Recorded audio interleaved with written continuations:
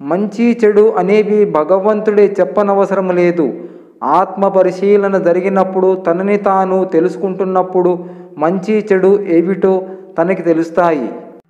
అవకాశమున్న, పరిస్థితులు అనుకూలంగా ఉన్న తప్పు చేయకుండా ఉండగలిగిన వారే ఉత్తములు.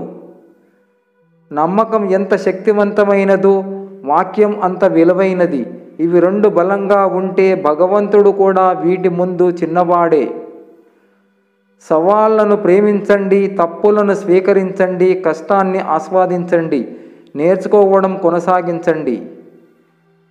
అతి కష్టమైన పని నిన్ను నువ్వు తెలుసుకోవడం, అతి తేలికైన పని ఇతరులకు సలహాలు ఇవ్వడం.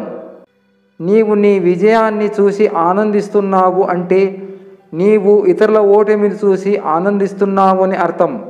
అది భోగము కాదు, రోగము. నీవు నేర్చుకున్న జ్ఞానాన్ని చూసి ఆనందించు.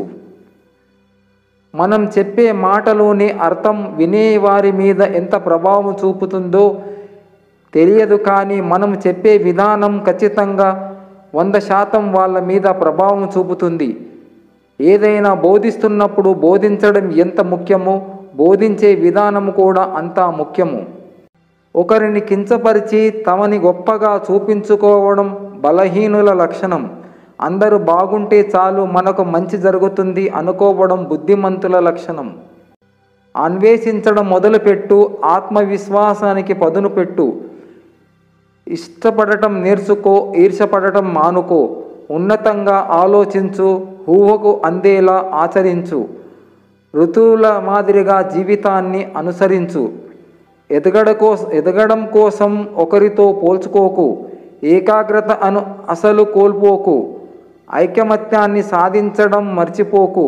ఒంటరి జీవితం నేర్పిన గుణపాఠాలు, ఓటమి నేర్పిన అనుభవాలు ఏదో ఒకరోజు నీ ఔన్నత్యానికి పునాదులు అని మరవకు. అందరిని ఎత్తుకు ఎదగాలంటే ఇప్పటి నుండే శ్రమించవలసిందే. సముద్రములో అలలు ఆగిపోయాక స్నానం చేద్దామంటే కుదరదు. అలలు ఆగడం సాధ్యము కాదు, స్నానము చేయలేము. జీవితం అన్నాక సమస్యలు రాకుండా ఉండవు. సమస్యలు తీరాక భగవంతుని స్మరిస్తానంటే అది ఎన్నటికీ సాధ్యము కాదు. అలల మధ్యలోనే స్నానం చెయ్యాలి. సమస్యల సుడిగుండాల్లోనే భగవంతుని మరవకుండా ఉండాలి. ఎక్కడెక్కడ ఏమేమి జరుగుతుందో అక్కడక్కడ అది అవసరమే అయి ఉంటుంది. ఎవరెవరికి ఏదేది ప్రాప్తిస్తుందో వారికి అది అవసరమే అయి ఉంటుంది. కాబట్టి ప్రతి చోట ప్రతి వారికి ఏదేది జరగాలో, ఏదేది ఇవ్వబడాలో అది జరుగుతూనే ఉంది, అది ఇవ్వబడుతూనే ఉంది. దేని గురించి, ఎవరి గురించి, దేనికి ఎవరికి చింత అవసరం లేదు. తప్పు చేసేవాడికి శిక్ష తప్పదు. తప్పుడు పని చెప్పించేవాడికి పుట్టగతులుండవు. నీవు సృష్టించిన కాగితం నిన్నే శాసిస్తుంది. ఆపదలో ఉన్నవాళ్ళకి దేవుడుగా, ఆకలితో ఉన్న వాళ్ళకి కంచములో కుడివిక. కాగితాన్ని వేసే శాసించు, కాగితం నిన్ను శాసించుతుంది. ఒక మంచి మాట. స్నానం చెయ్యగా మిగిలిన నీరు బకెట్లో నుండి వెంటనే పారబోయాలి. అది ఇతరులు వాడితే ఆ దోషం మిగిలిన వారికే పట్టుతుంది. నా హృదయాన్ని కదిలించి వేసిన వాక్యాలు.